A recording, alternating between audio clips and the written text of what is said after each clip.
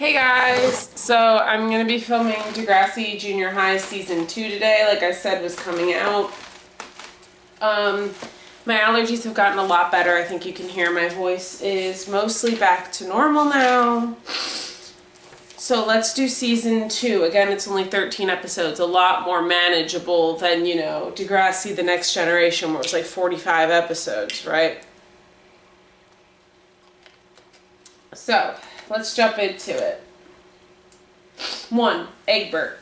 In counseling, Spike, who has decided to keep the baby, is advised to take care of an egg, christened Egbert by Heather, as if it were a baby, to learn about responsibility. She refuses to speak to Shane, still angry at him for what happened. Shane, who has not yet told his parents about the pregnancy, looks to prove himself to Spike by taking care of the egg, and when he catches up with her on a stairwell, she gives him Egbert. Shane struggles with peer pressure as well as his own inhibitions while taking care of the egg. Lucy invites the entire class to a party, and Spike, who is attending, confidently warns Shane about his responsibility. However, Shane goes to the party anyway and throws Egbert around with the other kids, which causes Spike to storm out and an argument to ensue outside. Following this, Shane tells his parents. Meanwhile, Stephanie stops dressing provocatively in an effort to act more mature and gives her clothes away to Alexia Papadopoulos. I don't know if that's how you say her last name. I've never heard her last name said. But wants them back to impress new student Simon Dexter. So, learning how to care for a baby and somebody changing their image for good, friends fighting. Well, Yick and Arthur are apparently fighting. So, Spike breaks Egbert in a fight with Shane, which she was like just at her wit's end, like throwing it down. I don't think she should have done that, considering, you know, it will look bad on her for the egg breaking. But I understand how she was mad in the moment. And Shane tells his parents, I think it was good that he finally owned up and was like, look, I got a girl pregnant, like I have to own up to this. Stephanie wants her clothes back from Allison, and Allison refuses to give her clothes back. I think it wasn't Allison's right, you know. Alexa's right. I think it was an Alexa's right. You know, you don't have to give Stephanie back her clothes. She gave them to you. But then Alexa ends up giving them back to Stephanie because her mother found them and said she looks like a woman of the night, which we all know what that means.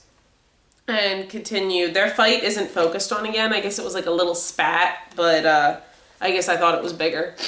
Episode 2, A Helping Hand. A teacher named Mr. Colby substitutes for Mr. Radage and takes a particular interest in Lucy. Despite LD being very suspicious about Colby, Lucy denies it, but later finds out her suspicions are true when Colby begins touching her inappropriately. Meanwhile, Wheels is being tutored by Miss Avery and gets glasses as a result of eye problems, and later witnesses Colby touching Lucy, inadvertently helping her escape a potential sexual assault when he enters the classroom to get a book. So, maybe making it big with music, creepy substitute, and wanting clothes back. So, Simon is a backup for the Zits, and Wheels feels neglected because Wheels is getting tutoring. And I think it was okay for them to ask Simon to be like, hey, can you be a backup? But, like, they presented it to Wheels like he was going to play with them while Wheels couldn't. They didn't present it to him as, like, a backup. They're like, oh, there could be two bassists. Like, you got to explain to Wheels what your thought process was, but it didn't end up being a big thing. Wheels checks on Lucy after witnessing what the sub did. I think it was good that, like, people like LD and Wheels were there for her. Like, LD's like, this doesn't seem right. I'm a little suspicious about this, and I'm uncomfortable by this. And Lucy's like, whatever. And then Wheels witnesses it. And I like how Wheels checked on Lucy because that shows that she has a good support system.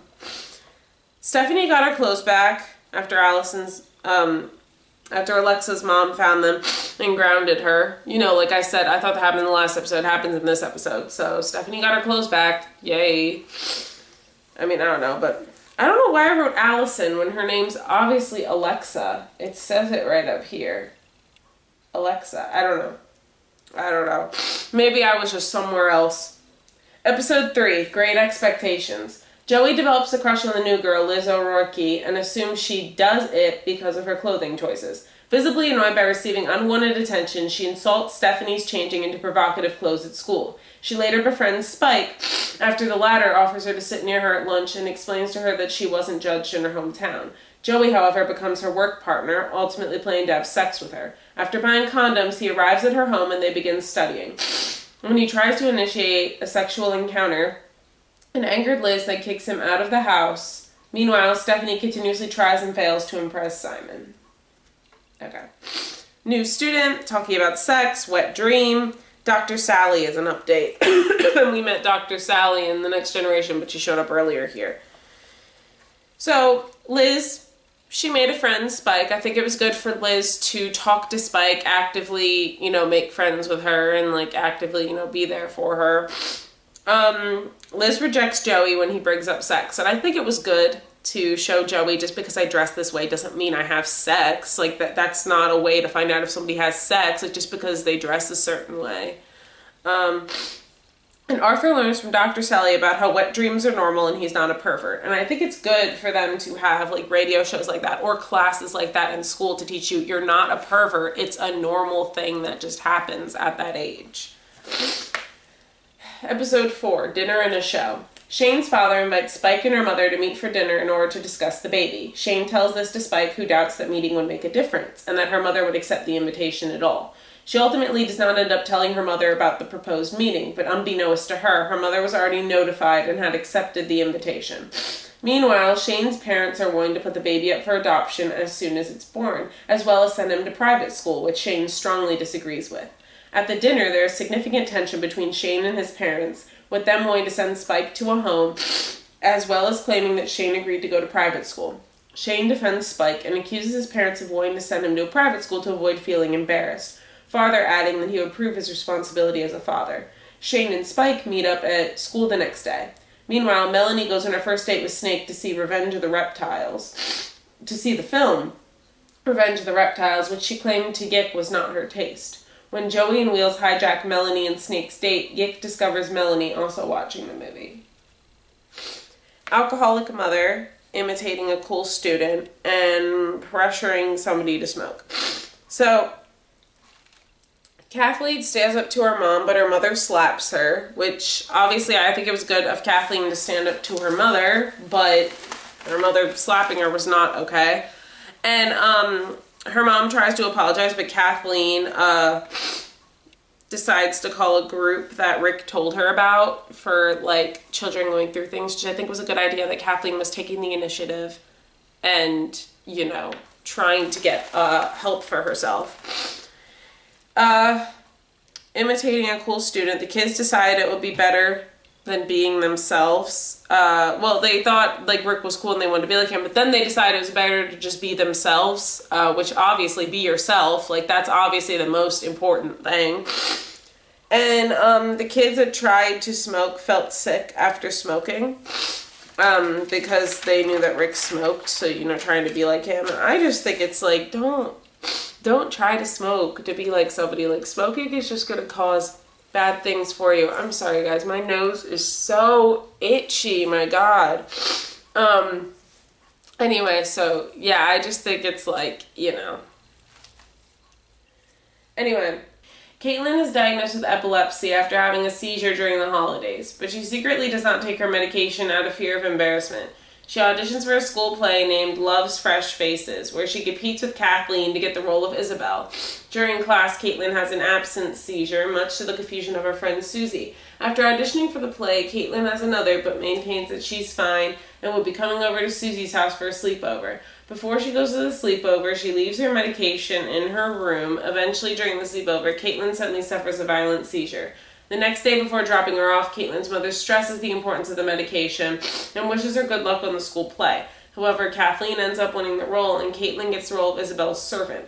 Angered, she refuses to participate in the play, before eventually relenting. Meanwhile, Michelle struggles with shyness due to an upcoming school speech, to which Joey and others tease her for. So, epilepsy being in the play is an update and making fun of the shy girl. So Caitlin has a seizure at the sleepover, but she still does the play, which I think is good to show that even though I have this health condition, I'm still going to do the play. I'm still going to be the person, I'm still going to be in the play. If you guys saw whatever just happened, just like ignore it. My nose was acting weird and everything, and so I had to get a tissue. Making fun of the shy girl, Michelle made a speech about being shy to try to get over it, and I think it was good to kind of like, you know, own it, like, you know, own it so that she's not like, you know, hiding behind it. Episode 6. Joey begins to be bullied by a boy named Dwayne and his 2 friends. Joey attempts to get revenge, wind up making Dwayne angrier, and he challenges Joey to a fight in the park after school. Joey becomes fearful of the confrontation and attempts to try and avoid it, but Snake and Wheels tell him that he'd be called a coward. Joey shows up to the fight, which draws in nearly the entire school as an audience, but ends up losing. Meanwhile, Stephanie continues to win over Simon's attention, but it becomes increasingly obvious he's more interested in Alexa. So, bully, girl going after a boy and making friends with a smaller kid and fight. So Dwayne hears Joey's insults and wants to fight him, which obviously I don't think is a good idea. Like, if somebody's insulting you, the best option is to ignore it. Steph tries to get with Simon. Simon says he's going out with Alexa. Obviously, if you're trying to go for a boy, make sure he's not, you know, with somebody else before you put all your effort into trying to get with this boy. Dwayne helps out Scooter. Scooter's nice to him, and I think it was good for Dwayne to help out some of the smaller kids and, like, make a friend there. Dwayne wins the fight, even though it looked like Joey had it in the bag, which, obviously, Dwayne is more experienced in fights if he picked a fight with him. So Scooter calls Dwayne a bully and is nice to Joey now because he told Dwayne not to fight Joey. And I think it really put things into perspective for Dwayne that you're going to lose friends if you do something like this. Episode 7, Bottled Up. Kathleen struggles with an alcoholic mother and tries to hide it from her friends in the lead up to a game show they are going to compete in. When Kathleen gets home from the game show, she has an argument with her mother, which results in her being slapped in the face. Oh.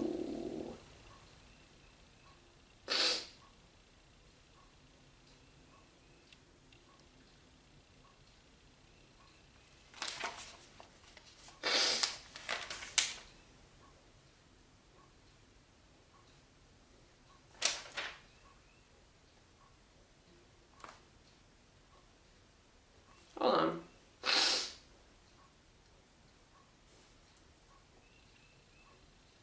Okay, so yeah, that's right. This goes with the Melanie Snake situation, which parents would have sent son to private school, asking crush out again. 2 people asked you out, pick one. Where Shane stands up to his parents and says he wants to help Spike, which is good. And Melanie lied to Yick to go with Snake, and the date was a disaster, which obviously is bad, but... Oh my god, well, we already talked about that, because that was where Kathleen's mother slapped her and she got help. I guess I already talked about it, so we'll just go to the next episode. 8, Sealed with a Kiss. Degrassi invites the students from a nearby high school to their school dance, and Erica meets a boy named Aaron. Heather witnesses them kissing, and it causes the two to quarrel. Later, Erica begins to show symptoms of monoclinosis and believes it to be from Aaron, who arrives at their house for a date while Erica is bedridden. Noticing Aaron appeared to mistake her for Erica and not care when told the truth, Heather decides to go on a date with him, and Aaron kisses her too. Arriving back home, she finds out that Erica's symptoms started after she had kissed Aaron, and the two get checked out at a clinic. It turns out to be tonsillitis. So, mixing up twins, the dance is an update, kissing a guy you just met, sore throat, possibly mono. So the boy kisses Heather and she pushes him away, and I think it was good because first of all, she knew that he was with Erica first and Erica liked him, and second, like, it's just she didn't want to get possibly mono. Erica gets possible mono. We're not sure about that, you know. So they go to the clinic and it was not mono. Erica just had tonsillitis, which of course puts her a little bit on edge of kissing people she just met. But I mean, it was a good message for the time, and it should, I think, be replayed in another episode. Oh wait, we just read that, sorry. Episode 9, Dog Days. The events of Stephanie's life during the past year, her stresses as school president, her failure to impress Simon Dexter, and her parents' divorce causes her to spiral into a deep depression. She dreams of jumping from a bridge and exhibits an extreme pessimistic demeanor at school, which concerns Erica, Heather, and even Mr. Radich. Meanwhile, Arthur finds a dog, names him Phil, and takes him in, bringing him to school. He's eventually caught twice with the dog and is forced to go home early. At home, their mother is dating a man named Jerry, who Stephanie immensely dislikes, despite seemingly being harmless. This causes friction between her and her mother, which only increases when her mother reveals she plans to marry Jerry. Arthur also quarrels with their mother over the dog and leaves the house. Stephanie follows suit to look for him and finds him at the par, and the two agree to convince their mother to keep Phil. Depression, suicidal thoughts, and dog to school. So she decides to clean up her act. And, I mean, she kind of did, and then she started dressing provocatively again. So I wrote, yeah, like that worked. Arthur gets to talk to his mother about keeping the dog. And I don't know how that went. We didn't see it. I assume he got to keep the dog, but it's never mentioned again. So I'll just say yay. Episode 10, Censored. Spike falls under scrutiny with the parents of Degrassi, who demand her removal, claiming her pregnancy sets a bad example. Angered, Caitlin attempts to publish a piece decrying Spike's removal, but is rejected for being biased, and so Caitlin hands out copies of her piece to others. Spike discovers this and admonishes Caitlin for publicizing her pregnancy and not consulting her first. So, trying to kick Spike out of school, rating girls, sexism, and protests. So, Caitlin starts a protest with an article, which, obviously, okay, but you should probably check with the person if the article is about another person. LD tries to get back at Joey, but then gets in trouble like he does, which if you want to get back at Joey for being sexist, don't put sexist photos of men in your locker. Just tell the people about the sexist photos in his locker. And Spike gets mad at Caitlin for the article and yells at her about it, which I think Spike had every right to get angry because that's about her life and she didn't ask you to do that. 11, trust me. Joey and Wheels convince Spike to convince Snake to have a sleepover at his house while his parents are away. During their stay at his house, Joey notices Snake's parents' car and becomes enamored with the idea of driving it. The next morning, Wheels realizes he's late for an eye appointment, and despite Snake's protest, Joey suggests they drive to the optometrist themselves. After a van backs into the parked car, they believe the taillight to be broken and have it fixed, using money there saved to purchase a bass amplifier. However, they soon find out the taillight was already broken, and they were found out and are forbidden from seeing each other. Meanwhile, Spike is definitively kicked out of Degrassi, with Erica and Heather offering to give her assignments in her absence. So, kicked Spike out is the update in underage driving. So Joey got in trouble because he fixed the taillight, which was broken last week, not while he took it out to drive. Parents are taking his keyboard. Sorry, guys. Anyway, so, yeah. So, obviously, you done goofed yourself because you fixed the taillight that was already broken. And, yeah, they gave Craig the same storylines they gave Joey. We're not going to talk about all of them, but we're going to talk about the first, well, 1, he's in a band. 2, he's the lead singer of the band, technically. And 3, underage driving. We'll talk about the other one when we get there. He's back. Mr. Colby makes a surprising return to Degrassi to substitute once again, something which disgusts Lucy, Wheels, and LD. This time, Colby sets his sights on unsuspecting Susie, and Lucy tries to support her. That's episode 12. Sorry, I didn't say that. Creepy Sub is back, and Friend trying to warn Friend. So, both of them are together. So, Lucy, Wheels, LD, and Susie tell the office about him. And Susie almost didn't want to do it because he called out sick and left. Because he knew the jig is up, so to speak. So, yeah. But yeah, so. Episode 13, Past Tense. Joey's told by Mr. Radich that he's being held back, which makes him depressed in the lead up to the Zit Remedy's public debut at the end of year dance. Spike is allowed to return to school to sit her final exams and makes a surprise appearance at the dance before going into labor after the band performs. So, band playing, graduation, pregnancy struggles, treated as less, Friend failed, So everyone loved the band, but everybody knows them, so of course it was their friends. Snake goes into labor at the dance. All we see is call my mom, so we don't know what was happening. 9th grade in the same school next year, which they're not really excited about, and Joey still plays with them at the dance, which I think was good. Kind of, you're still a part of the Zit Remedy. And when Mr. Radich found out Joey was there, he was really happy, which was like really cute, because he actually does care about him. So let me know what you guys think, and I'll see you guys in the next video. Bye.